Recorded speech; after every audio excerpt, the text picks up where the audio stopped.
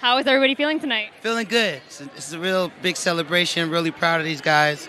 You know, first album out, getting 2 nominations is really huge. So. And Best New Artist? Yeah, Best New Artist. You know, Best Instrumental. Proud of them. Listen, you made me get distracted. Wow. Yeah, that was. Listen. All right. Let's keep it moving. Moving right along here. If you guys could give me one word for how you feel tonight, what would it be? Besides excited. Stinky. Yeah, poopy.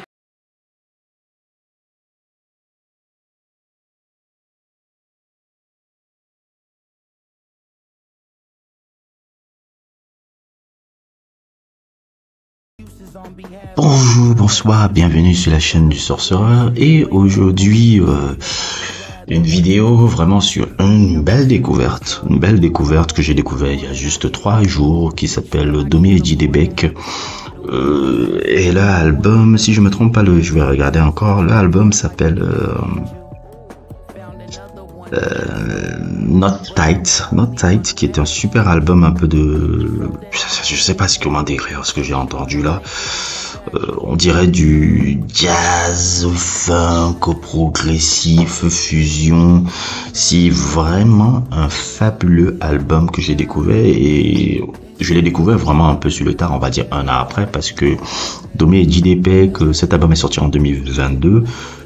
Très agréablement surpris de voir en fait qu'ils sont, comme vous l'avez vu un peu sur ma vidéo d'introduction, qu'ils sont à la base des, si je me trompe pas,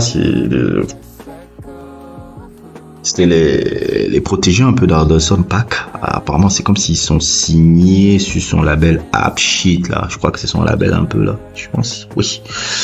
Ils sont signés un peu sans son label, ce sont ses premières signatures, mais ce sont des mecs qui sont là dans l'industrie un peu, on va dire depuis quelques années déjà, et qui ont travaillé généralement avec Erykah Badu, qui ont travaillé aussi avec Thundercat. Généralement, ils ont été des musiciens des personnages que je viens de vous citer là, et franchement, ils sont très jeunes, hein, mais ils n'ont même pas encore 25 ans. C'est des mecs qui ont entre 18 et 21 ans. Domi, si je lis bien, elle est une Française qui a grandi à Nancy, elle a fait le conservatoire de Paris, et JD, c'est un enfant qui vient de Dallas et qui sont vraiment des prodiges, des musiciens. C'est des gars qui sont vraiment incroyables. Et leur musique, un peu ce que j'ai appelé la jazz funk fantasy, c'est vraiment c'est un peu caricatural de dire ça, mais c'est vraiment une fusion un peu entre tout ce qui est jazz, un peu qui ressemble un peu à des mecs comme Oscar Peterson ou des gars comme Michael Tyner, ou encore des mecs encore comme Weather Report un peu, ou bien un peu la musicalité un peu des mecs comme Weather Report, avec des influences un peu indie rock comme les groupes un peu géniaux, là-bas qui s'appelle des Roof, dans plein de fantasy qui trouvent que c'est un univers immensement coloré. C'est un groupe qui, pour moi, on va en entendre parler, mais je pense pas que ce seront le genre de gars que le grand public saura. Ce seront des gens qui seront, je les souhaite le plus de succès possible, mais bon, vous savez, avec un peu, quand tu commences à prendre de l'âge, quand tu commences à regarder beaucoup l'industrie musicale avec attention comme moi, tu vois déjà des patterns d'artistes qui montent. Et tu connais un peu comment, dans quelle catégorie ils vont souvent se fixer, la catégorie des artistes reconnus et respectés dans l'industrie, mais qui n'auront pas forcément un gros succès commercial de par la spécificité de la musique. Parce que franchement, ce que j'ai écouté là, il est magnifique. Not Tight est un album fabuleux. Ça me fait un peu chier de l'avoir découvert un peu sur le tard. Et c'était il y a juste 3 jours, je sais pas, j'ai eu un article sur Pitchfork qui est sorti devant moi, et j'ai dit, oh, ces visages-là sont intéressants, je risque de donner un peu un coup d'œil, et en voyant un coup d'œil, j'ai pas été déçu, hein, parce que j'ai écouté, c'est vraiment une fusion incroyable, c'est très instrumentaliste, et ils invitent un peu énormément d'artistes, divers et variés. Par exemple, je sais que Thundercat a posé là-dedans dans leur album. Je sais que Marc DeMarco a fait aussi une musique avec eux. Herbie Hancock, Snoop Dogg, Busta Rhymes. Bref, plein de gens ont fait des trucs un peu intéressants dans ce fabuleux album là. Et Moi, j'ai adoré aussi regarder l'interview, la What's in My Bag. La What's in My Bag, ça c'est je conseillerais beaucoup à ça. Ça fait plus de 12 ans, 13 ans que je regarde cette émission-là qui m'a énormément apporté beaucoup en termes de culture musicale parce que What's in My Bag, généralement, invite des artistes divers et variés qui font une sélection un peu de vinyle pour parler un peu de leurs influences musicaux. Et je dois vous avouer que pour moi, ça a été, j'ai beaucoup découvert en termes de musique sur ce genre de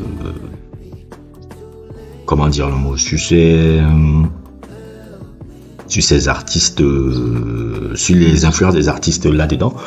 Et quoi de plus pour pouvoir un peu mieux connaître un peu ces jeunes prodiges musicaux dont le nom va devenir très légendaire là. J'ai beaucoup aimé ce que j'ai vu dans l'interview là. J'ai vu comment il parlait de Björk, comment il parlait de Deruff, comment il parlait de Oscar Peterson, comment il parlait de trucs. Et ça me vient même à penser un peu...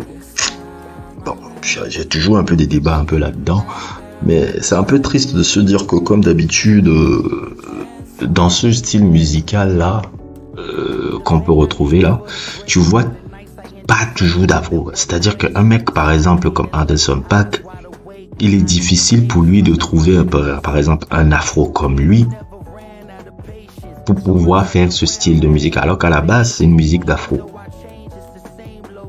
C'est un peu le même truc que je disais déjà avec Herbie Hancock et Quincy Jones quand ils étaient en train de parrainer déjà l'autre prodige musical. Bon, il va avoir 30 ans cette année, mais c'était un prodige musical quand il sortait. Jacob Collier qui a maintenant 3 Grammy, qui est une des aussi une prodige musical. Je les classe un peu dans la même catégorie que Jacob Collier un peu. Et on a toujours affaire à c'est toujours des Caucasiens parce que notre culture n'a pas su transmettre justement aux Afros la chance de connaître que leur musique aussi c'est ça. Parce que quand je regarde maintenant, j'ai l'impression même que, voilà, ça c'est ça même un autre délire, j'ai l'impression que c'est plus les Blancs qui, d'ailleurs ça m'a choqué, bon ça m'a pas choqué mais ça me dérange, ça pas que ça me dérange mais je fais toujours ça, c'est quand même triste quoi, je lève toujours les yeux quand je vois ça. Ce sont ces Blancs là qui vont te parler de J Dilla et Madlib. J'ai l'impression que même les jeunes de 20 ans noirs n'écoutent pas J Dilla et Madlib. J'ai l'impression que c'est plus des jeunes blancs.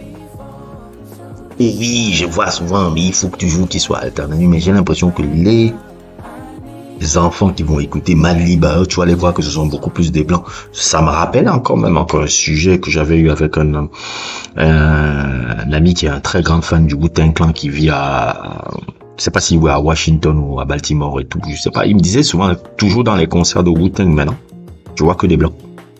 Je vois dans un concert de Wu-Tang, c'est exclusivement des blancs. C'est pas des noirs.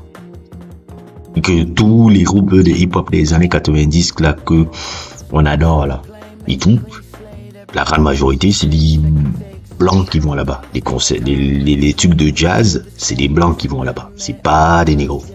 Et moi, c'est problématique un peu. Parce que notre musique n'est pas juste l'afrobeat, notre musique n'est pas juste la trap, notre musique n'est pas juste le hip-hop, notre musique n'est pas juste le R&B. On a une multitude de musiques qu'on a faites qui sont incroyables. Et j'aimerais voir des Domi et des J.D. Beck noirs, en fait. Je dis pas que c'est problématique de les voir et je ne célèbre pas des gars comme ça, mais genre, moi, j'ai envie de voir des Domi et des J.D. Beck et dire, ah, c'est des afros. Tu vois, un peu, ce serait un peu plus cool d'avoir ça. Même, j'adore la musique. C'est vraiment des artistes que je vais suivre de très près leur carrière. Et je leur souhaite le plus grand succès possible dans ce club parce que ça, ils ont les mêmes encore des gars assez cool. Il y a un peu la fraîcheur de la jeunesse. Je pense pas qu'ils sont encore fucked up par rapport à l'industrie. C'est pour ça que j'ai beaucoup aimé ce que Quincy Jones a fait. Jacob Collier, il l'a jamais mêlé vraiment dans les bullshit de l'industrie. Ce qui fait qu'il a toujours gardé cette fraîcheur naturelle parce que ce sont des musiciens. Et comme d'habitude, comme je le disais déjà sur mon sujet un peu sur Talent de Créateur, c'est agréable de voir des musiciens parler de musique. Et c'est ça qui doit importer. Et Domi et J.D. Beck, je vous conseille vraiment de l'écouter. C'est leur album et même le Tiny Desk qu'ils ont réalisé aussi il y a 1 an. Vous allez apprécier si vous êtes fan vraiment de jazz fusion et de tous ces trucs-là. N'hésitez pas à liker, n'hésitez pas à vous abonner et à plus pour d'autres aventures.